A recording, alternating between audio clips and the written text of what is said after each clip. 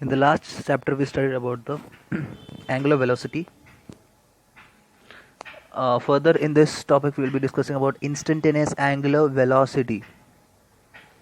So, we'll be deriving the equation for this angular velocity. We had studied the angular velocity in vector form. Now, we will be deriving it. So, it is represented as omega vector is equal to limit delta t tends to 0 delta theta bar upon delta t, which is the representation. The omega bar is equal to d theta, which is the limit of delta t tends to 0 upon dt. This is the limit function of the when you differentiate it. Also, finite angular velocity can be written as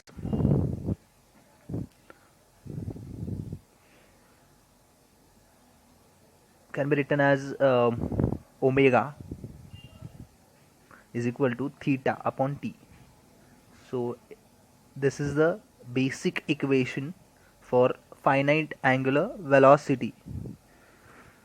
For SI units for this angular velocity in rad is rad per second. So L raised to 0, M raised to 0 and T raised to minus 1 because it is per second. That's why it is upon. So that's why T minus 1. Only second units is there, rad per second. It is a vector quantity as we discussed in the previous diagram. Right? So we'll mention it here. The direction we'll be speaking about, the direction of angular velocity.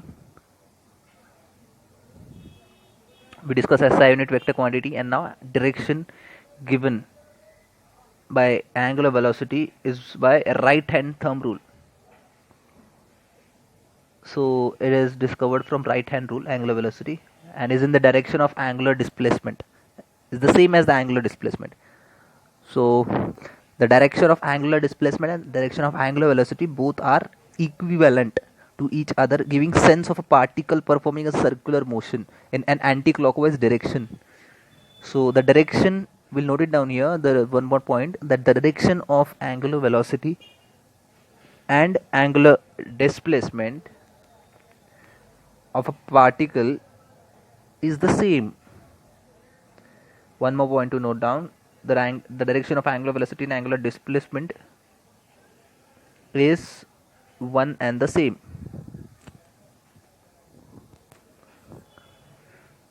Fine.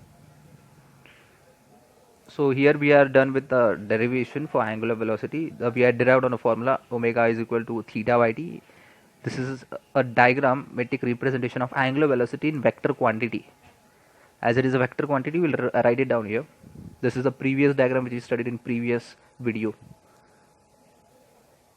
So this is the end of the derivation, and we are done with angular velocity omega. Please like, share and subscribe my channel for more videos.